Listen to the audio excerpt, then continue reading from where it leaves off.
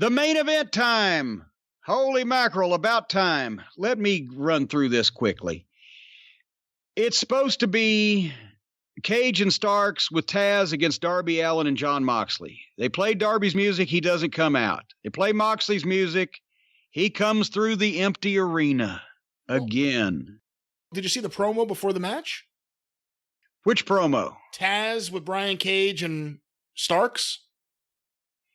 Oh, yeah. Well, that's yes, but that was the entrances because I'm making these notes in real time. The babyface entrances happened before that. Oh, okay. Taz was in the back with Cage and Starks. Darby Allin is not there. They're making fun of it because they beat him up, and Taz tells Cage, "Get in front of me now, so people won't be pissed off." And Taz knows.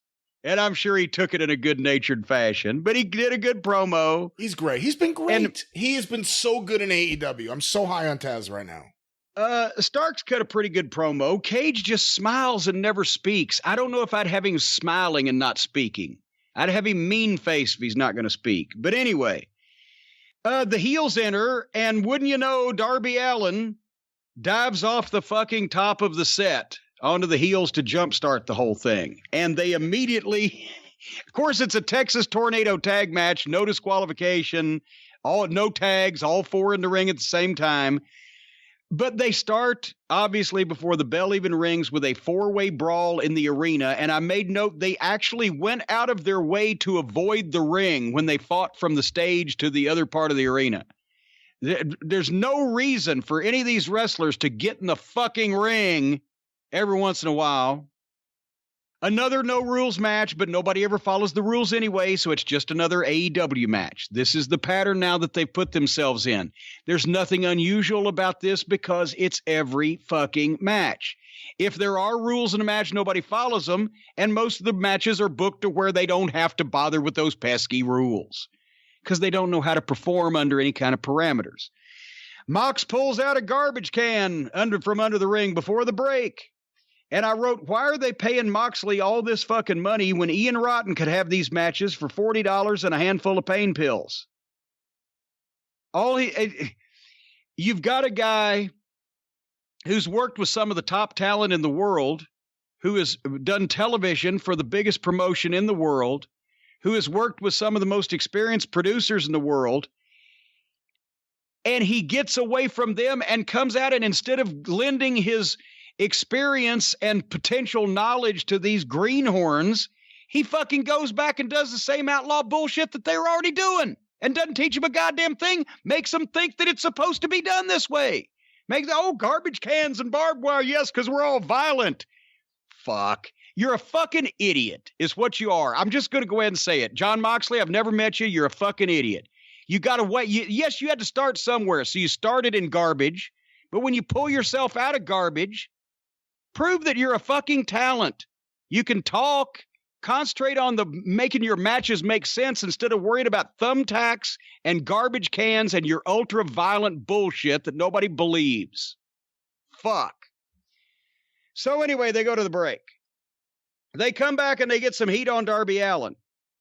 And Moxley's out on the floor waiting for his next spot, which is to come in with a chair and throw it in the guy's fucking face. Because it's, he's hardcore.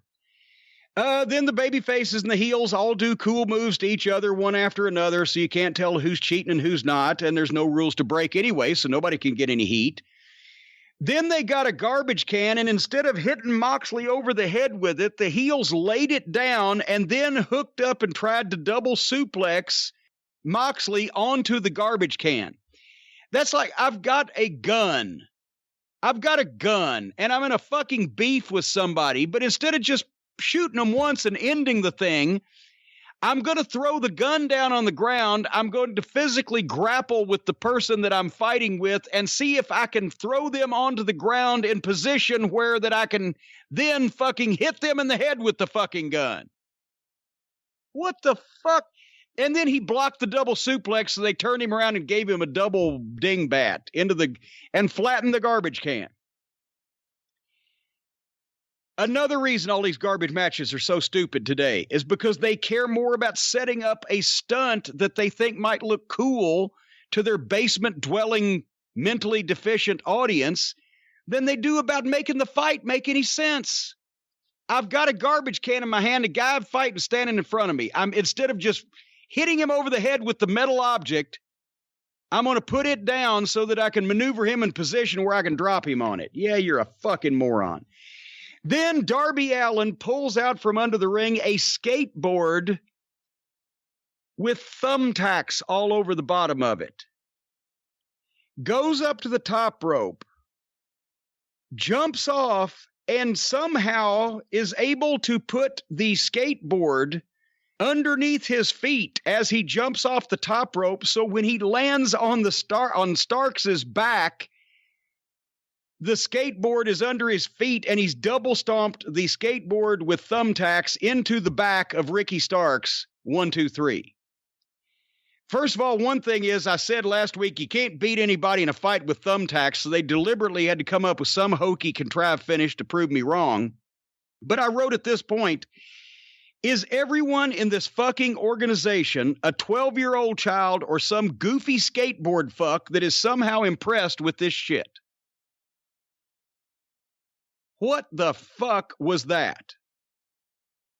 And then, before you give your opinion, Brian Last, as soon as the babyfaces, Darby Allin and Jon Moxley, win this fucking stupid match over the heels, then they announce that next week, Darby Allin is going to fight Moxley for the title.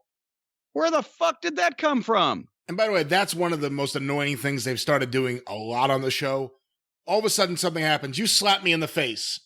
10 seconds later, Tony Khan has just announced next week. Yeah. It's Jim Cornette against Brian Last in a slap match. Tony Khan ain't no slow burn character. He goes 0 to hero in fucking seconds. I'll book that match. What'd you think of this goddamn fiasco? And let me tell you what I think of the whole thing and a mention of Tony Khan. Okay. Do you want me to say, or do you want to say what you go ahead and say what you think first. Tell me what you think, and I'm going to tell you what I think about this. I thought the match sucked. I didn't like it. I really like Brian Cage. I really like Taz managing Brian Cage. I've only seen Starks a few times. He's a smaller guy, but I think he's pretty good as a heel. And he doesn't look 12 years old. No. And he did a pretty good promo. I really liked watching him and Darby when they went back and forth, because there isn't a big size difference, so it seemed realistic that these two guys would be in a fight against one another. Skateboard notwithstanding, there were no wheels on that skateboard. I don't know who took just the board and put it under the ring with thumbtacks all over it. Someone should fire whoever handles the different objects in AEW. But I've said it before, Moxley's a really good promo. Moxley's super over with those fans. Jericho has a name off WWE TV. Moxley had to go back to his old name because they own the name Dean Ambrose. But I think he's just as big a star to those fans as Jericho is.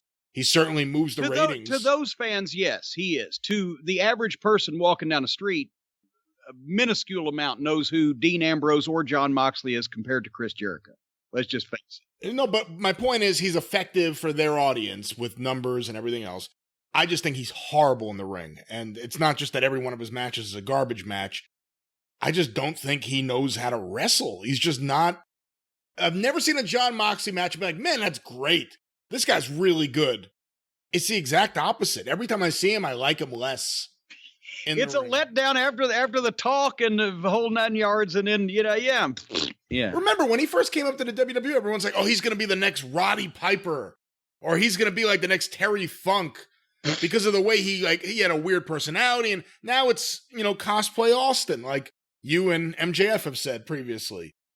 I wasn't crazy about this. I hate that Starks is already doing jobs. He just fucking got there. But, everyone does a job right after they get there. That's kind of what they've trained us now. Lance Archer and Brian Cage and Starks. Anyone who shows up will do a job within the first month. Except FTR, thankfully. But, no, I like Brian Cage and Taz together. And if they're going to have Starks as part of that crew, that's great. I wish they were used better. I could go a week without thumbtacks. Please. Fucking hell. I'm going to close this thing up because Harley Quinn's sick and tired of listening to me talk about these people. She's ready to go out.